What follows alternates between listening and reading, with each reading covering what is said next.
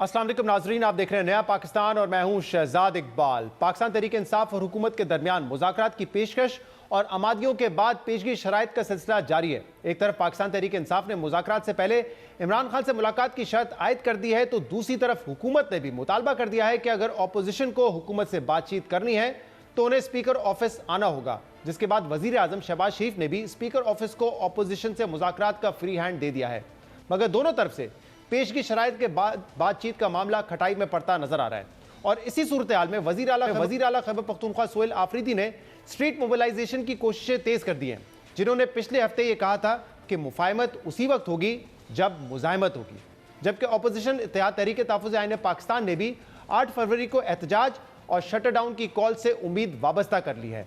इस हवाले से कल तहरीक तहफ़्फ़ुज़ आईन पाकिस्तान के सरबराह महमूद खान अचकज़ई ने दावा किया कि 8 फरवरी का एहतजाज ही हुकूमत से मुज़ाकरात और बानी पाकिस्तान तहरीक इंसाफ इमरान खान की रिहाई की राह हमवार करेगा। जबकि पाकिस्तान तहरीक इंसाफ के रहनुमा सेनेटर अली जफर ने वाज़ेह किया है कि जब तक इमरान खान से मुलाकात नहीं होगी तब तक कोई मुज़ाकरात नहीं होंगे। 8 तारीख को जिस दिन ये जुल्म बपा हुआ है उस दिन तहरीक इंसाफ और तहरीक तहफ़्फ़ुज़ आइन ने तमाम पाकिस्तान में शटर डाउन, ट्रैफिक बंद, सड़कें बंद का ऐलान किया है। अगर हमने और आपने हिम्मत की और 8 तारीख को हमने पाकिस्तान बंद किया और पाकिस्तान की सड़कों पे आवाम का राज कायम किया, इमरान खान जेल से बाहर आ जाएगा।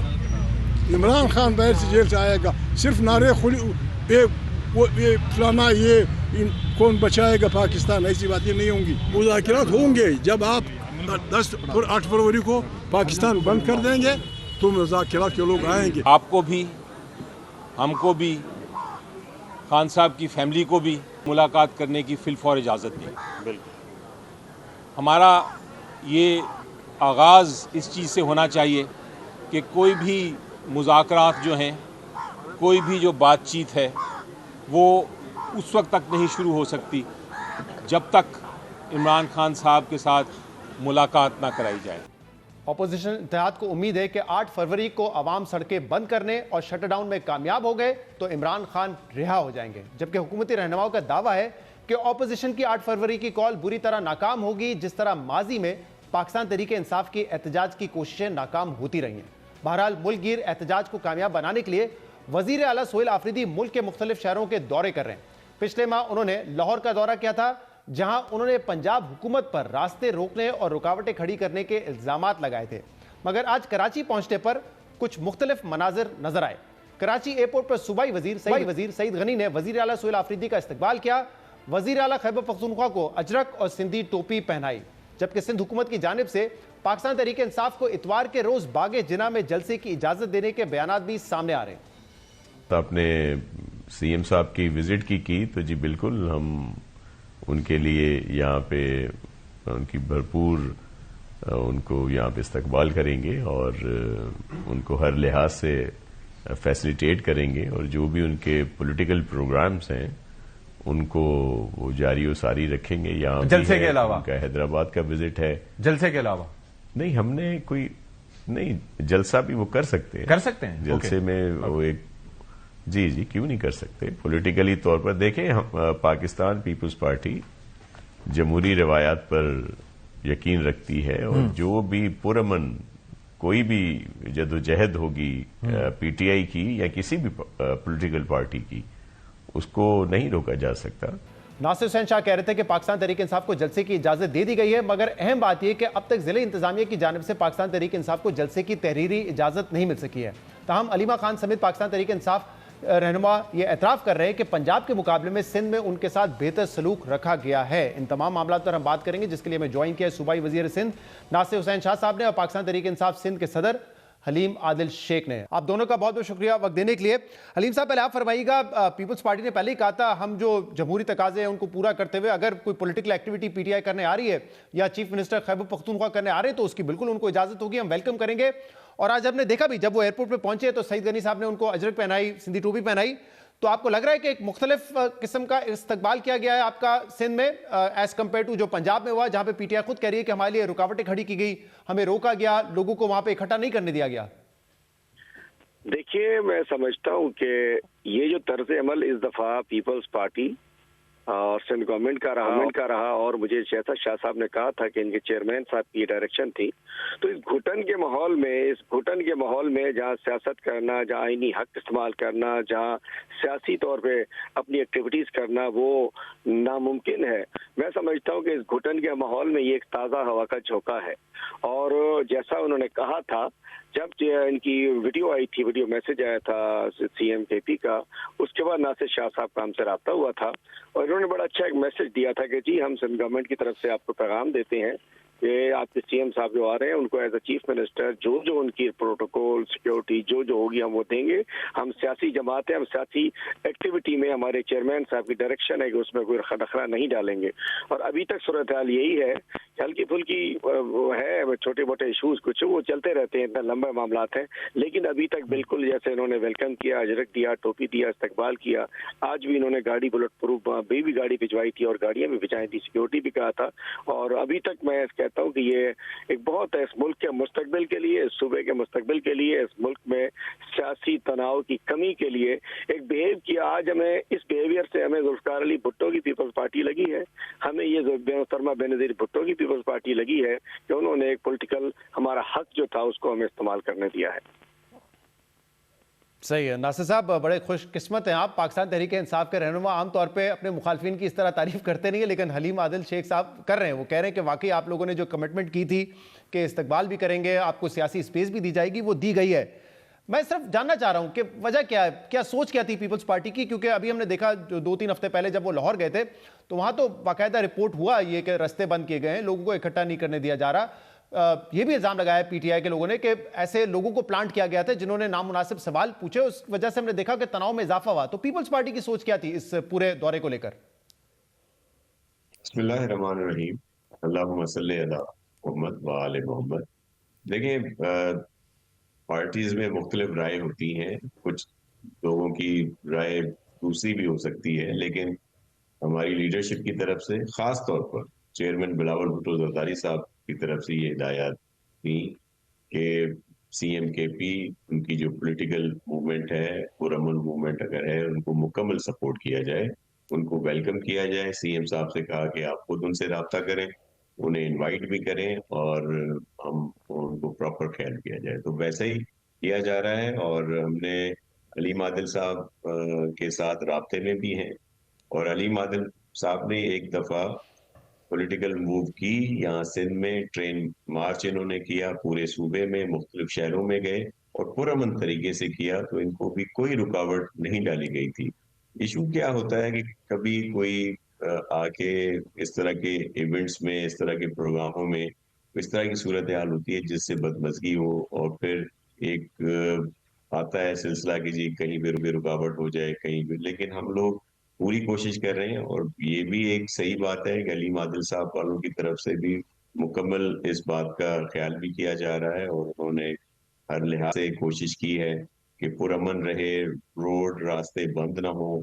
हम भी यही गुजारिश कर रहे हैं कि जहाँ भी जलसा करना चाहें दीगर हो तो इस तरह की एरियाज हों जहाँ पे लोगों को तकालीफ ना हो, रोड न बंद किए जाएं ताकि परेशानी ना हो। अदरवाइज जहाँ पे इन्होंने परमिशंस मांगी हैं वहां पे प्रोसेस में है और वो दे दी जाएगा। तो जलसे का आपने जिक्र किया, तो क्या परमिशन मिल गई है बागे जिना पे जलसा करने की हलीम आदिल शेख साहब? क्योंकि वैसे तो मैंने सुना था नासिर हुसैन शाह साहब और दीगर रहनुमा कह रहे थे कि इजाजत मिल गई है, लेकिन बताया जा रहा था आपकी पार्टी के कुछ लोगों की तरफ से ये रिपोर्ट भी हुआ कि शायद डीसी ने अब तक कोई आपको रिटर्न कमिटमेंट नहीं दी है।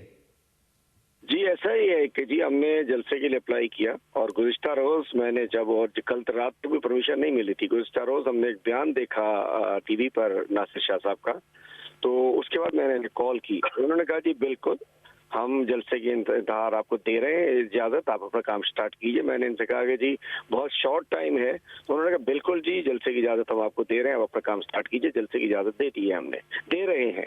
फिर आज हमने मज़ार कायद पे पूछा तो उन्होंने कहा कि जी हमारी 20 लाख रुपए फीस है, 5 लाख रुपए सिक्योरिटी है, वो हमने उनको जमा करा दी फौरी तौर पर। उन्होंने 3 बजे से पहले हमें जमा कराई, हमने कहा करा दी। उसके बाद उन्होंने एक हमें लेटर दिया है कि जी ये कंडीशनल है, चूंकि डिप्टी कमिश्नर साहब से जब तक एनओसी नहीं आएगी वो हमें जब तक तक हम इसको नहीं अलाउ करेंगे। तो उसके बाद मैंने इनसे राब्ता भी, लेकिन मैं रैली में था तो मेरा राब्ता हो नहीं सका। और फिर हमने अभी तक हमें रिटर्न में डीसी साहब ने परमिशन नहीं दी है, लेकिन हम समझ सकते हैं कि एक वजीर अगर जिम्मेदाराना वजीर अगर बात करता है तो उसकी अहमियत हमारे बहुत होती है, उन वर्ड्स की बड़ी अहमियत होती है।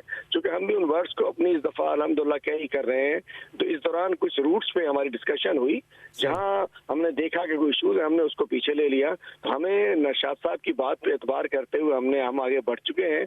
और मुझे उम्मीद है कि ये वो जो ऑफिशियल लेटर है डीसी साहब का भी, ये भी मुझे उम्मीद है कि ये निकलवा देंगे, ताकि एक जो एम्बिग्यूटी है, जो फजूल की बातें हो रही है वो ना। अभी मैंने खबर पढ़ी है कि जी बिलावल साहब ने के कहने पे इजाजत दे दी गई है, लेकिन हमें अभी तक वो परमिशन नहीं मिला। लेकिन इनके वर्ड्स को हम परमिशन ही समझते हैं, चूंकि वजीर का वर्ड, एक पोलिटिकल लीडर का वर्ड, और जो पॉजिटिव चल रहे हो हम उसको पॉजिटिव ले लेते हैं। वैसे तो अदम एतमाद की फिजा हो तो फिर तो कुछ भी ठीक नहीं होता, लेकिन अगर CPMs हो रहे हैं, कोई कॉन्फिडेंस बिल्डिंग मेयर्स हो रहे हैं कि जी सियासत का सबको हक है।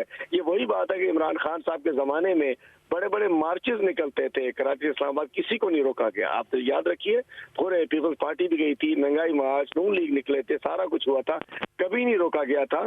तो ये अच्छा कदम है। मेरा ख्याल है कि इस मुल्क को आगे अगर लेकर जाना है, हमें अपने एक दूसरे के आईनी हुकूक को, सियासी हुकूक को हमें तस्लीम करना पड़ेगा। और ये चलिए एक अच्छा कदम है। और मैं चाहूंगा शाह साहब से, चूंकि हमारी इसी आपके जरिए बात होगी, मेरा राब्ता नहीं हो पाया था, मैं अभी रैली से निकल के बाहर आया हूँ इंतजामात के लिए। मैं वो हमारे पूछ लेता हूँ, लीडरशिप वहाँ मौजूद है, मैं पूछ लेता हूँ CM साहब प्रेस क्लब में, जी हलीम साहब मैं पूछ लेता हूँ के लिए निकला हूँ। तो मैं कहता हूँ कि बराए करम NOC हमें इशू करा दीजिए ताकि एम्बिग्यूटी खत्म हो जाए। जी नासिर साहब, इजाजत मिल जाएगी? अभी तक डीसी ने NOC जारी नहीं किया, वो कह रहे हैं फीस भी हमने जमा करवा दी। वो कह रहे हैं कि एक वजीर का कहना हमारे लिए बड़ी अहमियत रखता है, इसलिए हमने तैयारियां शुरू कर दी हैं।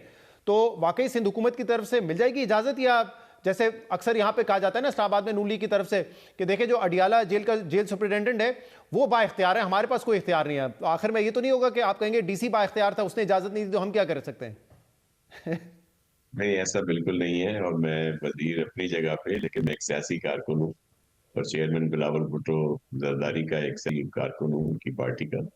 और ये हमने उनके कहने पे और जो उनके अहकामात हैं उसकी वजह से कमिटमेंट की है, और इंशाल्लाह वो मुकम्मल होगी। बल्कि आपने देखा कि CM साहब और मोहतरम अली मादिल साहब जाके विजिट भी कर आए हैं वहाँ पे जिना ग्राउंड का, और वहाँ पे किसी किस्म की कोई रुकावट नहीं थी। और वहाँ पे मैंने इन्हें कहा था कि आप अपनी तैयारी शुरू कर दें, वहाँ पे जो होता है एक जलसे के लिए जो भी चीजें करनी वो शुरू कर दें, कोई रुकावट नहीं डाली जाएगी।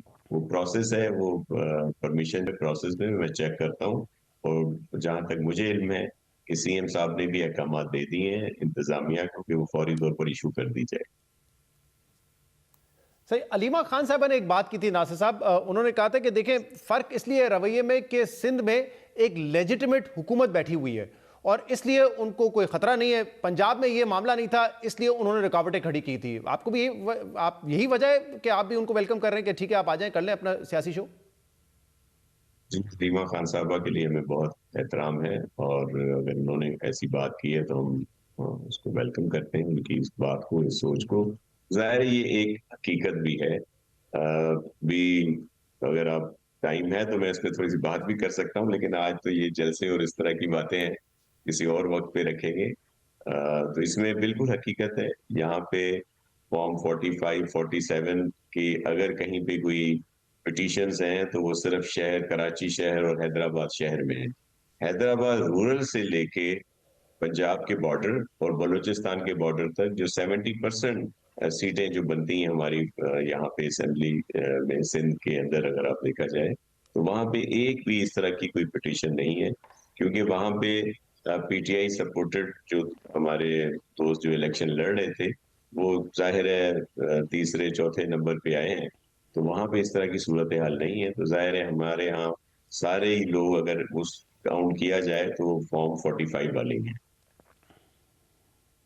राइट। तो हलीम साहब, आपने बड़ी इंपॉर्टेंट बात की कि देखें जो इस वक्त कदम उठाया है पीपल्स पार्टी ने, आपको एक सियासी स्पेस मिली है वहाँ पे एक्टिविटी करने के लिए, इससे आगे भी अच्छे नतायज निकलने चाहिए। तो क्या उम्मीद है, क्योंकि एक तरफ तो चलें आप स्ट्रीट मोबिलाइजेशन कर रहे हैं, लेकिन आपकी पार्टी जब एक तरीके तहफ़्फ़ुज़ आइन के प्लेटफॉर्म से ये बात करने के लिए भी तैयार है हुकूमत से कि हम बातचीत के जरिए मामला को हल करना चाहते हैं, तो इसको एक पॉजिटिव कदम उस लिहाज से समझा जा सकता है कि अब पीपल्स पार्टी का ये रवैया है तो शायद वफाक में भी थोड़ी सी नरमी पैदा हो और कहीं ना कहीं बातचीत के जरिए मामला को हल किया जा सके। आपको इसकी उम्मीद है या नहीं है हलीम आदिल साहब?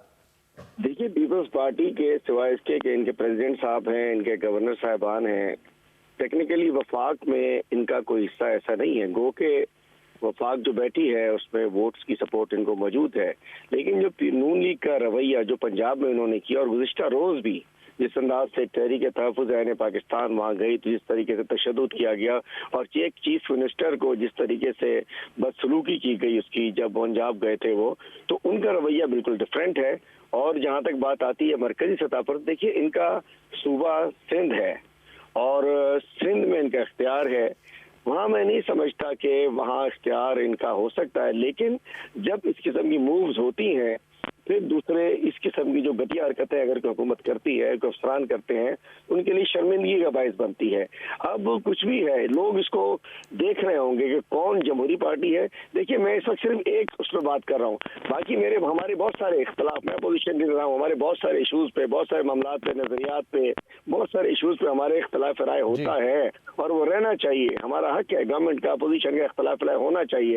लेकिन मैं सिर्फ इस पॉइंट के ऊपर कि नून लीग से हमें कोई उम्मीद नहीं है, कोई नहीं, चूंकि वो प्योरली फॉर्म 47 की पैदावार है, जाली फॉर्म 47 की 17 सीटें उन्होंने ली हैं, 180 सीटें हमारी चीनी है। इसलिए मैं नहीं समझता कि उनसे हमें कोई उम्मीद है, क्योंकि वो जिस दिन थोड़ी सी भी जायज बात करेंगे उस रोज तो उनकी हुकूमत उनके वजन के उसमें ठहर जाएगी। तो बात यह है कि हाँ बिल्कुल, लेकिन मैं समझता हूँ कि जब इस किस्म के रवैये शुरू होते हैं और एक माहौल की बेहतरी होती है, तो वो लोग जो हठधर्मी में उतरे हुए होते हैं, जो कहते हैं जो फॉर्म 47 की पैदावार होते हैं, फिर उन पर भी प्रेशर पड़ता है, अवाम का प्रेशर पड़ता है, दानिश्वरों का प्रेशर पड़ता है, इंटरनेशनल प्रेशर पड़ता है। ये एक बहुत बड़ा मैं तो वैसे एक सवाल करूंगा, मैं खुद समझ नहीं आ रहा। हम आज भी बैठे हुए डिस्कस कर रहे थे कि ये फैसला इन्होंने क्यों लिया, हमें अभी तक समझ नहीं आ रहा। हकीकत बता रहा हूँ, बहुत हमारी जब इन्होंने कह भी दिया था तो हम समझ रहे थे किसने, पीपल्स पार्टी ने फैसला क्यों लिया या नून लीग ने फैसला क्यों लिया था? अच्छा फैसला है और अल्लाह करे कि इससे मुल्क में अच्छी फजा कायम हो और ये जो सूरत हाल मुल्क में एक दूसरे के गिरबान पकड़ने की सूरत हाल इससे जान छुटे और पीपल्स पार्टी ने ये अमल किया। देखिए, आपको पता है हमारी बड़ी लड़ाई झगड़े रहे हैं सियासी, लेकिन मैं इनके अमल पे जो गलत है वो गलत होते, जो सही है तो उसमें कोई हमें कंजूसी नहीं कर रहे हैं। लेकिन हम नहीं समझते कि इसका कोई पंजाब में वफाक में कोई असर पड़ सकता है, क्योंकि वो हर धर्म की हुकूमत है, वो नाजायज 47 की हुकूमत है। नहीं, ये मुस्बत रवैया है हलीम साहब कि अगर कोई, जाहिर सी बात है आपके सियासी मुखालिफ भी अच्छा काम करें उसको अप्रिशिएट करना चाहिए। लेकिन नासिर हुसैन शाह साहब, आपने भी सुना है कि वज़ीर आज़म ने पेशकश की, मुज़ाकरात की, तहरीक तहफ़्फ़ुज़ आइन ने कहा कि ठीक है हम भी तैयार हैं, लेकिन कोई पेशरफ्त हुई नहीं। तो पता नहीं संजीदगी एक साइड से नहीं है या दोनों साइड से नहीं है, लेकिन पीपल्स पार्टी ने जो ये एक मुस्बत कदम उठा के एक माहौल पैदा किया, आपके ख्याल में क्या मुज़ाकरात में पीपल्स पार्टी, आसिफ अली ज़रदारी साहब कोई बेहतर किरदार अदा कर सकते हैं ताकि ये जो तनाव कशीदगी है PMLN और PTI में बिलखसूस या एस्टैब्लिशमेंट के साथ भी, उसमें कोई कमी लाई जा सके? जी बिल्कुल, प्रेसिडेंट साहब और चेयरमैन बिलावल भुट्टो ज़रदारी साहब, हमारी दीगर सीनियर क़यादत ने शुरू से ही कहा है। लेकिन एक और बात भी है कि PMLN वालों ने भी कहा है, लेकिन कोई मुस्बत जवाब नहीं आया बड़ी माजरत के साथ हलीम आदिल साहब की पार्टी की तरफ से। बल्कि देखें, सियासी कारकुन, सियासी सोच अपनी जगह पे होती है और हलीम आदिल साहब एक सियासी कारकुन है, इनकी बड़ी रही है जदोजहद, ये समझते हैं सियासी नॉर्म्स को। काश ये उस मरकजी उसमें होते, सिंध के सदर तो हैं, अगर ये उन मुज़ाकरात टीम में होते तो अब तक बहुत पेशरफ्त हो चुकी होती। ये मैं आपको सच बता रहा हूँ। इशू क्या है कि पता नहीं क्या वजह है कि ये चीजें हो जानी चाहिए। जमहूरी तौर पर जितनी भी पॉलिटिकल पार्टीज हैं उनको बात कहनी चाहिए, लेकिन बदकिस्मती से जो तासुर आता है वहां से, खासतौर पर PTI की तरफ से, वो मुस्बत नहीं आता। और हमेशा कहा गया, फ्लोर ऑफ द हाउस पे भी कहा गया, तो अगर सीनियर बहुत सारे जो सियासी सोच रखते हैं हमारे PTI के दोस्त, अगर हलीम भाई नाराज ना हो, माइंड ना करें, उन लोगों को आगे नहीं लाया जा रहा। इस तरह की सीनियर क़यादत इनकी फेडरल में भी है, दीगर सूबों में भी है और सिंध में भी अब देखते हैं सियासी कारकुन बैठे हैं। जो सियासी सोच रखते हैं, इसी से चीज आगे बढ़ेगी। देखिए जो एग्रेसिव पॉलिटिक्स है, जिसमें शिद्दत पसंदी, इंतहा पसंदी और इस तरह की चीजें आती हैं, वो सूट नहीं करती। अब भी हमारे इख्तलाफ राय हैं बहुत सारी चीजों पे, और अपना हर कोई रख सकता है। अभी भी जो कॉल है पीटीआई की तरफ से, और जिस तरह पहिया जाम की बात की गई है, मैं तो उस पर भी रिक्वेस्ट करूंगा एक सियासी कारकुन होने के नाते कि उस पर नजरसानी की जाए। पहिया जाम हड़ताल वही पुराना, यहाँ पे हमने तो सिंध में देखा, कराची में देखा कि एमक्यूएम की तरफ से हुआ करता था, फिर वही जलाओ घेराओ, वही जिस तरह के सिलसिले होते थे। क्योंकि केपी में हो सकता है सब लोग इस पे अमल करें, दीगर सूबों पर इस पर अमल करना मुश्किल होगा। फिर क्या होगा, टकराव की सूरत हाल होगी। उसका नतीजा क्या निकलेगा कि सही फिर बात है। वही लोगों के नुकसानात होंगे, पॉलिटिकल केसेस होंगे, दीगर चीजें होंगी। तो पीटीआई के इस वक्त जो सपोर्टर हैं, जो वेल विशर हैं, जो वोटर हैं, जो अभी तक इन तमाम मुश्किलात के बावजूद पीटीआई के साथ जुड़े हुए हैं, उनको मजीद मुश्किलात में नहीं डालना चाहिए सियासी क़यादत को। और बाकी ये बातें बड़ी हों, फिर इंपॉर्टेंट बात उसमें की इलेक्शन आपने। की डेट आती है, दीगर चीजें आती है, तो हलीम उस साहब, पर इसमें मेरे ज्यादा ख्याल से ये बात सही है। नासिर साहब की बात दुरुस्त है हलीम साहब के एक मुस्बत रद्दमल तो आना चाहिए ना मुज़ाकरात को लेकर। अभी भी जो है वो मिला जुला आपकी तरफ से रद्दमल आता है, कोई यकसुई नहीं नजर आती। यानी कि इमरान खान कहते हैं कि पीटीआई मुज़ाकरात नहीं करेगी, तहरीक तहफ़्फ़ुज़ आइन या चकज़ई साहब को करने हैं तो वो कर लें। लेकिन अगर आप भी एक पॉजिटिव और एक ठोस लाएमल दें इस पर, एक रद्दमल दें कि ठीक है हम मुज़ाकरात के लिए तैयार हैं, तो शायद बातचीत के दरवाजे खुलें और फिर बातचीत आगे बढ़े। और जैसे अभी इन्होंने कहा कि 8 फरवरी को आपने दोबारा कहा पहिया जाम करेंगे। अब आपको पता है कि दूसरे सूबों में ये इजाज़त आपको मिलेगी नहीं, ना ये कामयाब होगी, उल्टा बैकफायर करेगी, आपको सियासी तौर पर नुकसान होगा। तो क्या इस पर नजरसानी करेंगे? और दूसरा, एक यकसुई के साथ एक पोजीशन लेंगे कि ठीक है हम सियासी जमातों से बात करने के लिए तैयार हैं, क्योंकि आमतौर पर इमरान खान कहते हैं कि ये चोर डाकू हैं, इनसे हम बात नहीं करेंगे। देखिए बड़ा मैं सलीस उर्दू में एक छोटी सी अर्ज कर रखना चाहूंगा कि इसी जब हमारी ये जो सोहेल साहब तशरीफ ला रहे थे, इसका नाम ही स्ट्रीट मूवमेंट था, और वो हम आवाम में जा रहे हैं, सब कुछ कर रहे हैं, हमने इनको बताया। लेकिन ये था कि हमने कोई रोडें नहीं रोकनी, ये नहीं करना, वो नहीं करना, हमने आवाम से मिलना है जाके। अल्टीमेटली आवाम इकट्ठे होते हैं, बंदा उनसे एड्रेस करता है। जब वो आए तो मुझे नासिर शाह साहब ने ये नहीं कहा कि मैं पूछ के बताता हूँ, गो के इनको डायरेक्शन थी पहले। जब सोहेल अफरीदी साहब प्रेसिडेंट, जब चीफ मिनिस्टर बने, इनकी शहबाज शरीफ साहब से बात हुई, उन्होंने कहा पूछ के बताता हूँ। और दूसरी बात ये कि इमरान खान साहब वो आइसोलेशन में हैं, 6/8 की कॉली में हैं, अदालतों के ऑर्डर्स के बाद, उनके हक के बाद किसी को मिलने नहीं दिया जाता, उनकी बहनें जाती हैं, मासूम बच्चियां जाती हैं, फैमिली की खवातीन जाती हैं, उन पर वाटर कैनिंग चलाई जाती है, जुल्म किया जाता है, कुरान खानी भी कर रहे होते तो उनके ऊपर पानी मारा जाता है, रात को 2-2 बजे सर्दी में क्या होता है जब। और वो जुल्म कौन कर रहा है? वो पंजाब में हो रहा है। पंजाब में किसकी गवर्नमेंट है? नून लीग की गवर्नमेंट है। और किसकी मतलब वफाक में वो पिंडी इस्लामाबाद तो साथ साथ ही है, पिंडी में सब कुछ हो रहा होता है इस्लामाबाद के केसेस में। बात यह है कि जब बिल्कुल भी देखिए सीबीएम्स होते हैं, अब इनकी तरफ से एक पॉजिटिव चीज आई है तो हम भी पॉजिटिवली सोचना शुरू हो गए हैं, और आवाम भी सोच हमसे सवाल कर रहे हैं। कितने में फोन सुन के मेरा वो हो गया कि भाई ये कैसे हो गई, क्यों दे दी इन्होंने इजाजत, क्या असली दे दी। मैं कहता हूँ हमें खुद समझ नहीं आ रहा, लेकिन जो भी अच्छा है। बात यह है कि वो लोग, मैं समझ सकता हूँ, हम उन्हें लेजिटिमेट गवर्नमेंट नहीं समझते। वो जो मिलिया खान साहबा ने आपने बात की है, मैं उसको सेकंड करता हूँ। हम नहीं समझते कि वो लेजिटिमेट गवर्नमेंट है।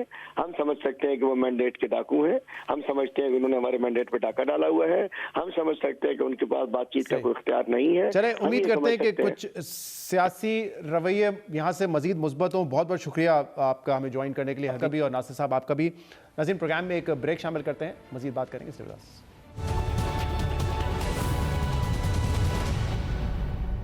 Welcome back. ईरान में महंगाई और करेंसी की गिरती कदर के खिलाफ 2 हफ्ते पहले शुरू होने वाले मुजाहरे ईरानी हुकूमत के वजूद के लिए संगीन खतरा बनते नजर आ रहे हैं, क्योंकि माशी मसाइल पर पैदा होने वाला गुस्सा अब हुकूमत की तब्दीली के मुतालबात का बाइस बन गया है। इंसानी हकूक की तंजीमों के मुताबिक तेहरान के ग्रैंड बाजार से शुरू होने वाले मुजाहरे अब मुशहद और अस्फान समेत 100 से ज्यादा शहरों तक फैल चुके हैं, जहां कई मकामात पर सिक्योरिटी फोर्सेज और मुजाहिरीन के दरमियान झड़पों के मनाजिर भी सामने आ रहे हैं। बीबीसी के मुताबिक मुजाहिरीन ने कल रात ईरानी शहर यज़्द में पुलिस की गाड़ियों पर भी जला दिया, उनको नजर आतिश कर दिया, जबकि सूबे मरकजी में मुजाहिरीन ने गवर्नर ऑफिस को भी आग लगा दी। मुजाहिरीन की जानिब से हुकूमत और निजाम के खात्मे और बादशाहत की वापसी के नारे भी सुनाई दिए गए। इंसानी हकूक की तंजीमें इन मुजाहिरों में 8 बच्चों समेत 45 मुजाहिरीन की हिलाकत का दावा कर रही है, जबकि तकरीबन 2000 मुजाहिरीन को गिरफ्तार भी किया जा चुका है।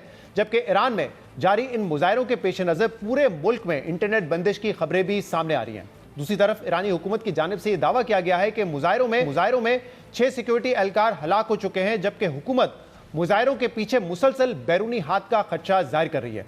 अहम बात यह कि अमेरिकी सदर डोनाल्ड ट्रंप ने मुजाहिरों के आगाज के वक्त धमकी दी थी कि अगर ईरान ने मुजाहिरीन के खिलाफ ताकत का इस्तेमाल किया तो अमेरिका ईरान पर हमला करेगा। जबकि आज भी फॉक्स न्यूज को दिए गए इंटरव्यू में अमेरिकी सदर डोनाल्ड ट्रंप ने यही धमकी दोहराते हुए कहा कि दर्जनों अफराद इन मुजाहिरों के दौरान हलाक हो चुके हैं। अमेरिका ईरान की सूरत हाल का जायजा ले रहा है। In the past, they've started shooting the hell out of people, and all of a sudden people without any weapons whatsoever are standing there and you have machine guns gunning them down, or they take them to prisons and then hang them and kill them. So they played rough, and I said, if they do that, we're going to hit them very hard. Well, we're going to hit them hard. We're ready to do it. If they do that, we're going to hit them hard. And so far, for the most part, there's been some of it, but for the most part, they haven't. There have been people killed. Some of them, the crowds are so big that some of them have had really, like, were stomped on. Literally, it was terrible. The crowds are just, they're massive. The enthusiasm to overturn that regime is incredible. But there's been people killed, but it's more from death by, it's literally stomping. It's people running in a certain direction. So we'll see what happens. अमरीकी सदर की मुसलसल धमकियों के बाद आज ईरानी supreme leader Ayatollah खमेनाई ने सरकारी TV पर खिताब करते हुए कहा कि ईरान तखरीबकारों से निपटने की कार्रवाई से पीछे नहीं हटेगा। मुजाहिरों में सरकारी इमलाक को नुकसान पहुंचाया गया और इन सब कार्रवाइयों का मकसद अमेरिका को खुश करना है। अमेरिकी सदर डोनाल्ड ट्रंप अपने मुल्क के मसाइल पर तवज्जो दें। यानी एक बार फिर अमेरिका के ईरान पर हमले के इम्कानात बढ़ते नजर आ रहे हैं। जबकि अमेरिकी सदर डोनाल्ड ट्रंप का यह धमकी आमेज लहजा न सिर्फ ईरान बल्कि उनके अपने इत्तेहादियों, खासतौर पर यूरोपीय इत्तेहादियों के लिए एक बड़ा चैलेंज बन गया है, क्योंकि लातीनी अमेरिका के मुल्क वेनेजुएला पर हमले के बाद अमेरिकी सदर डोनाल्ड ट्रंप ने डेनमार्क के मातहत खुद मुख्तार मुल्क ग्रीनलैंड पर बजोर ताकत कब्जे का इशारा भी दिया था। जबकि जर्मनी के सदर फ्रैंक वॉल्टर ने बुध को एक इंतहाई सख्त और गैर मामूली बयान में अमेरिका पर तनकीद करते हुए कहा कि अमेरिका आलमी निजाम तबाह कर रहा है। अमेरिकी खारजा पॉलिसी दुनिया के कायमशुदा आलमी निजाम को तबाह कर देगी। उन्होंने कहा कि दुनिया को लुटेरों का गढ़ बनने से बचाना चाहिए। रूस के यूक्रेन पर हमले के बाद अब अमेरिका की हालिया पॉलिसी ने बैनुल-अक़वामी इक़दार और जमहूरियत को शदीद खतरे में डाल दिया है। अगर आलमी कवानीन और इत्तेहाद को मजबूत ना रखा गया तो मजबूत ताकतें छोटे ममालिक को अपनी मर्जी के ताबे कर लेंगी। यानी अब अमेरिका के अहम इत्तेहादी भी सदर ट्रंप की जाराना पॉलिसीज पर उन्हें आड़े हाथों ले रहे हैं। मगर ये देखना होगा कि यूरोप ग्रीनलैंड के मामले पर सदर ट्रंप से किस तरह निपटते हैं। इसके अलावा अमेरिकी सदर की टैरिफ पॉलिसीज भारत के लिए भी मुसलसल सर का दर्द बनी हुई हैं। सदर ट्रंप कभी टैरिफ के मामले पर भारतीय वजीर आजम नरेंद्र मोदी की नकल उतारते हैं, कभी मजीद टैरिफ आयद करने की धमकी देते हैं। जबकि कल अमेरिकी सेनेटर लिंडसे ग्रैहम ने यह दावा भी किया है कि अमेरिका ऐसा बिल तैयार कर रहा है जिसके जरिए सदर ट्रंप को भारत समेत रूस से तेल खरीदने वाले ममालिक पर 500% टैरिफ आयद करने का इख्तियार मिल जाएगा, जिसकी सदर ट्रंप ने भी हिमायत की है। इसी तरह अमेरिकी वजीर तिजारत होवर्ड लुट्टिक ने भी कल भारत पर तंज करते हुए कहा कि भारत पहले बुलंद टैरिफ की वजह से अमेरिका से तिजारती मुआहदा करने में ताखीर कर रहा था, मगर फिर कुछ अरसे बाद भारतीय ओहदेदार की कॉल आई कि हम मुआहदे के लिए तैयार हैं, जिस पर मैंने कहा कि अब आप किस चीज के लिए तैयार हैं? आपने तो ट्रेन मिस कर दी है। He didn't call. Wow. So that Friday left. In the middle of the next week, we did Indonesia, the Philippines, right? Vietnam. We announced a whole bunch of deals. Malaysia in that period. So we did these whole bunch of deals. So that's like that staircase. And they were and because we negotiated them and assumed India was going to be done before them, I had negotiated them at a higher rate. So now the problem is the deals came out at a higher rate. Right. And then India calls back and says, oh, okay, we're ready. I said, ready for what? You know, it was like 3 weeks later. I go, are you ready for the train that left the station 3 weeks ago? यानी Trump इंतजामिया मुसलसल भारतीय हुकूमत का मजाक बना रही है, मगर भारतीय वजीर आजम नरेंद्र मोदी इस मामले पर भी मुसलसल खामोश हैं, जिसमें भारतीय ऑपोजिशन भी नरेंद्र मोदी को एक बार फिर नरेंद्र सरेंडर के ताने दे रही है। प्रोग्राम में एक ब्रेक शामिल करते हैं, मजीद बात करेंगे। Stay with us. Welcome back. Internet और सोशल मीडिया का इस्तेमाल हमारी रोजमर्रा जिंदगी का इंतहाई अहम हिस्सा बन चुका है, जहां सोशल मीडिया ने राब्तों और मालूमात तक रसाई को फौरी और आसान बना दिया है। नौजवानों के लिए एक्टिविज्म, इज़हार राय और अपने टैलेंट को पूरी दुनिया के सामने पेश करने का मौका पैदा किया है। वहीं सोशल मीडिया फेक न्यूज और मिस इन्फॉर्मेशन का एक आला बनकर भी उभर रहा है, जो न सिर्फ गलत फैसलों की वजह बनता है बल्कि इसके नौजवानों की ज़हनी सेहत पर भी गहरे असरात पड़ते हैं। सोशल मीडिया का ज्यादा इस्तेमाल हमारी ज़हनी सेहत के लिए इतना खतरनाक है कि कई माहिरीन इसे स्लो पॉइजन भी करार देते हैं। कई रिसर्चेस से ये बात सामने आई है कि सोशल मीडिया नौजवानों में डिप्रेशन, एंग्जाइटी, स्लीप डिस्टर्बेंस, एहसास कमतरी और ज़हनी दबाव समेत दीगर संगीन नफ्सियाती मसाइल की वजह बन रहा है। सोशल मीडिया इन नफ्सियाती मसाइल की वजह क्यों बनता है, इस हवाले से यूनिवर्सिटी ऑफ कैलिफोर्निया ने अपने आर्टिकल में लिखा कि सोशल मीडिया इस्तेमाल करने से दिमाग में खुशी पैदा करने वाले डोपामिन हार्मोन्स एक्टिव होते हैं। यानी जब हम कुछ पोस्ट करते हैं और लोग इसे लाइक करते हैं तो हमें खुशी महसूस होती है, लेकिन जब हमें लाइक्स या तवज्जो नहीं मिलती तो इससे हमारी खुद एतमादी पर मनफी असरात पड़ते हैं। रिपोर्ट के मुताबिक सोशल मीडिया पर ज़ाहिरी शक्ल और सूरत पर भी बहुत ज़्यादा जोर दिया जाता है। कई सोशल मीडिया प्लेटफॉर्म्स फिल्टर्स इस्तेमाल करने का ऑप्शन देते हैं। ये फिल्टर्स तफरीह के लिए तो अच्छे होते हैं, लेकिन इनके बार बार इस्तेमाल से इंसान खुद को नापसंद करने लगता है। आर्टिकल में यह भी लिखा गया है कि सोशल मीडिया का ज़्यादा इस्तेमाल लोगों में फेयर ऑफ मिसिंग आउट यानी दूसरों से पीछे रह जाने का एहसास पैदा करता है, और सोशल मीडिया पर दूसरों की ज़िंदगी देखकर यह महसूस होता है कि दूसरों की ज़िंदगी आपकी ज़िंदगी से ज़्यादा बेहतर है। इसके अलावा सोशल मीडिया पर साइबर बुलिंग और ऑनलाइन हैरेसमेंट की वजह से भी खुद एतमादी और ज़हनी सेहत पर शदीद असरात पड़ते हैं। ये मसला कितना संगीन है, इससे निपटने का हल क्या है, इस पर बात करने के लिए हमारे साथ मौजूद हैं advocate mental health Hussain Sajjad Hashmi. बहुत बहुत शुक्रिया हुसैन, आपने हमें ज्वाइन किया। सोशल मीडिया का इस्तेमाल नौजवानों में ख़ास तौर पे बहुत ज़्यादा बढ़ रहा है, और जाहिर सी बात है सोशल मीडिया हमारी रोज़मर्रा की ज़िंदगी में आसानियाँ पैदा करता है, कनेक्टिविटी इसकी वजह से बहुत आसान हो चुकी है, लेकिन साथ में ये भी कहा जाता है कि ये मेंटल हेल्थ पर असरअंदाज होती है लोगों के, ख़ासतौर पर नौजवानों के। आप बताइएगा कि ये जो मेंटल हेल्थ पे असर है ये कितना खतरनाक है आपके तज्ज़िये के मुताबिक? एक्चुअली क्योंकि मैं मेंटल हेल्थ पे काम कर रहा हूँ और मैं इस टाइम अराउंड 300 यूथ के साथ काम कर रहा हूँ, पंजाब, सिंध एंड केपी। तो हम जब यूथ के साथ बात कर रहे होते हैं मेंटल हेल्थ पे, तो हमें एक जो मेजर चीज़ जो उसमें पता चल रही होती है, वो पता चल रहा होता है कि सोशल मीडिया यूज़ जो है ना, one of the main reason है जिसकी वजह से इस टाइम यूथ के अंदर जो है वो मेंटल हेल्थ के इश्यूज आ रहे हैं। तो वन ऑफ द मेन जो इशू है वो जैसे फेयर ऑफ मिसिंग आउट जो होता है, जिसको हम नॉर्मल लैंग्वेज में फोमो भी कहते हैं, जिसमें यूथ को हर टाइम पे अब ये एक डर लगा रहता है कि अगर वो सोशल मीडिया चेक नहीं करेंगे या वो सोशल मीडिया के साथ कनेक्ट नहीं होंगे तो शायद वो कुछ ऐसा मिस कर देंगे जो बाकी दुनिया कर रही है, या उनका बाकियों के साथ कनेक्शन ड्रॉप हो जाएगा। और ये continuously fair of missing out जो है वो रातों को उठ के भी जो है सोशल मीडिया चेक कर रहे हैं, फिर वो दिन में कहीं पे बिजी हैं तो वो सारा दिन स्क्रॉलिंग कर रहे हैं। वो उनकी एक जो फिजिकल एक्टिविटी है वो कहीं ना कहीं कम होती जा रही है। फिजिकल एक्टिविटी जब नहीं होती तो आपका कहीं ना कहीं जो एंडोर्फिन जो एक हार्मोन है जो आपके लिए जो है वो मूड को जो बेहतर करने के लिए होता है वो रिलीज नहीं होता, क्योंकि आप सारा दिन स्क्रॉलिंग कर रहे हैं। तो उसकी वजह से आपके अंदर जो डिप्रेशन जो है टेंडेंसीज बढ़ती हैं, फिर आप जो है आपके अंदर प्रोक्रास्टिनेशन बढ़ती है, आप काम नहीं कर पाते,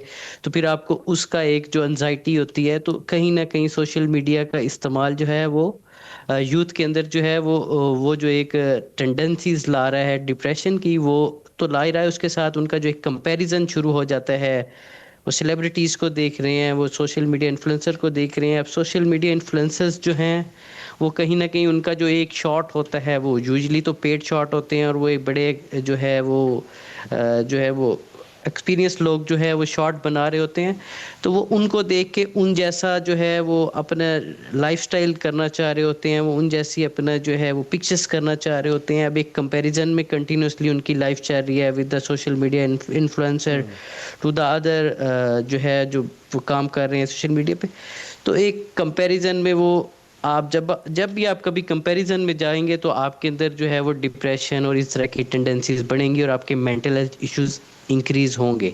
तो वो इंक्रीज होने की एक मेजर वजह यही है कि एक तो उनका स्क्रीन टाइम ज़्यादा हो रहा है, दूसरा वो एक जो सोशल मीडिया के अनरियलिस्टिक स्टैंडर्ड्स हैं वो उनको मीट करने जाते हैं, तो कहीं ना कहीं उनके अंदर वो इश्यूज आ रहे हैं मेंटल हेल्थ के।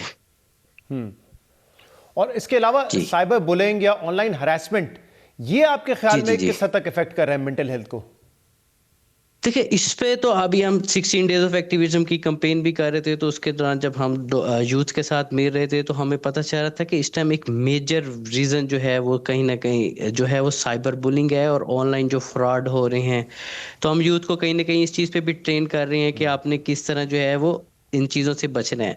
बट डेफिनेटली एक जो है वो प्लान भी चल रहा होता है। एक पर्टिकुलरली कम्युनिटी के अगेंस्ट हेट स्पीच चल रही होती है, एक पर्टिकुलरली जो है वो रिलीजन के अगेंस्ट जब कैंपेन चल रही होती है, फिर एक कंटिन्यूसली एक रियलिस्टिक अनरियलिस्टिक जो स्टैंडर्ड बने हुए हैं उनकी बेस पे एक जो बॉडी शेमिंग की जा रही होती है।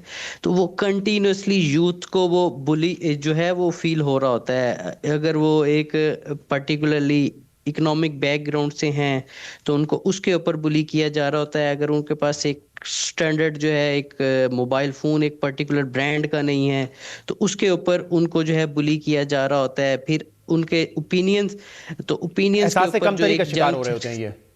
यस, और एक ओपिनियन जो है, अगर लाहौर में रहने वाला एक शख्स है उसका एक ओपिनियन है और एक डीजी खान में रहने वाला शख्स है उसका ओपिनियन है, तो लाहौर वाला शायद डीजी खान वाले को उसके ओपिनियन पे बुली कर रहा होगा क्योंकि उसको लगता है कि शायद ये कम पढ़ा लिखा है या जो इसका ओपिनियन है वो मैटर नहीं कर रहा होता।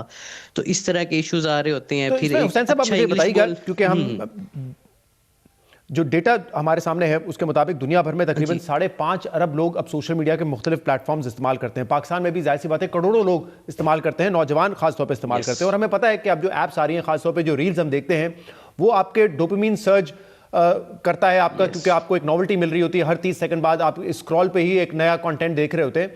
तो ऑब्वियसली ये एक एडिक्टिव चीज़ तो है। अब ये कोएग्जिस्ट भी करेगा, इनफैक्ट शायद इसके जो असरात हैं वो बढ़ते जाएं। तो आप क्या इस पे गाइड करेंगे कि कैसे डील किया जाए, यूथ कैसे डील करे? कोई पेरेंटल गाइडेंस है इस पे, तो वो आप सजेस्ट करना चाहें इस प्लेटफॉर्म के जरिए? श्योर, क्योंकि मेरी डिग्री जो है वो डिसेबिलिटी एजुकेशन में with the focus of autism. तो ऑटिज्म इस टाइम दुनिया में ग्लोबली बहुत ज़्यादा फैल रहा है और जिसमें एक मेजर चीज़ है जिसको हम वर्चुअल ऑटिज्म बोलते हैं। और वर्चुअल ऑटिज्म की एक मेजर वजह ये है कि जो अब छोटे बच्चे हैं जब उनको कंटिन्यूसली स्क्रीन टाइम मिलता है तो उनकी एक पूरी दुनिया जो है स्क्रीन के अंदर जमा हो जाती है। तो एक बहुत तेज़ी से वर्चुअल ऑटिज्म फैल रहा है। उसके साथ जो हमारे अडल्ट हैं उनके अंदर भी कहीं ना कहीं उसकी वर्चुअल ऑटिज्म की टेंडेंसीज आ रही हैं जब वो बहुत ज़्यादा सोशल मीडिया को यूज़ कर रहे हैं, जो उनका स्क्रीन टाइम बहुत ज़्यादा बढ़ रहा है। तो उस पर पेरेंटल गाइड हम तो कंटिन्यूसली पेरेंट्स को ये कहते हैं कि एक तो जैसे अगर आप अमेरिका जैसा कंट्री है तो अगर आपने उनका एक चैनल है जिसको हम बेबी टीवी के नाम से जानते हैं, उन्होंने बहुत लाइट कलर यूज़ करते हैं और उनके जो फ्रेम्स होते हैं that's a very slow frame. उसके मुकाबले में एक यूट्यूब का चैनल है जिसको कोको मेलन कहते हैं, उसके बहुत शार्प कलर्स यूज़ हो रहे होते हैं, बहुत तेज़ी से फ्रेम। जब कंटिन्यूसली आप बहुत शार्प कलर और तेज़ी से फ्रेम को देखते रहते हैं तो कहीं ना कहीं आपका जो डोपामिन सर्च है बहुत ज़्यादा जाता है। तो बच्चों को वो मेंटली तौर पे बहुत डिस्टर्ब करता है और वो एक वर्चुअल ऑटिज्म के उनके अंदर जो है वो पैदा हो जाता है। सेम इस तरह जो है जो अडल्ट हैं, अगर वो कंटिन्यूसली रील स्क्रॉलिंग कर रहे हैं और उनको हर थोड़ी देर हर चंद सेकंड के बाद वो डिफरेंट रील देखते हैं, अब उनका ब्रेन एक ही मिनट में जो है वो मल्टीपल इमोशंस फील कर रहा होता है। एक रील देखते हैं तो वो खुश हो रहे हैं, दूसरी रील पे वो सैड हो जाते हैं, तीसरी रील पे एक्साइटेड हो रहे हैं, चौथी रील पे जो है वो उनको तो इतने इमोशंस जब आप एट अ टाइम आपका ब्रेन जो है वो उसको आपका ब्रेन थकता है जब इतने इमोशन उसको एक साथ। सबसे बेहतर जो सोल्यूशन है which is easier said than done वो ये है कि अपना जो टाइम है उसको आप लिमिट करें। जो फ़ोन का इस्तेमाल है या सोशल मीडिया का इस्तेमाल है उसको आप लिमिट करें, और अगर आप नहीं करेंगे और आप घंटों तक बैठे रहेंगे तो ऑब्वियसली वो ज़्यादा असरअंदाज करेगा आपको। लिमिट करने के साथ साथ आप पाजेज लें, ब्रेक्स ज़रूर लें। कंटिन्यूसली अगर आप आधे घंटे तक स्क्रीन को देख रहे हैं तो उससे कहीं ना कहीं आपकी आंखों को कंटिन्यूसली ब्लू लाइट की जो आपकी आंखों में पड़ रही है, तो ब्लू लाइट आपके विजुअल को आपकी आंखों को थका रही है, वो आपके ब्रेन को भी थका रही है। तो ब्रेक्स लेना बड़े ज़रूरी हैं और आप स्विच करें चीज़ों में। अगर आप सिर्फ रील्स देखी जा रहे हैं तो डेफिनेटली आपका ब्रेन एक ही तरह का काम कर रहा है, रेदर देन कि अगर आप स्विच कर जाएं, आप कुछ रीड करने, आप आर्टिकल, आप किताब पढ़ें, आप जो है वीडियो भी देख लें, बट एक ही तरह का अमल जब आप कंटिन्यूसली करेंगे तो आपका ब्रेन जो है उसको कहीं ना कहीं जो है उसके साथ जब इतनी देर कंटिन्यूसली स्क्रीन के साथ एंगेज रहेगा तो आपका ब्रेन थकेगा। बहुत बहुत शुक्रिया हुसैन सज्जाद हमारे साथ मौजूद थे। गुफ्तगू आपने सुनी नाज़रीन। शो में आज इतना ही, इजाज़त दीजिए, अल्लाह हाफ़िज़।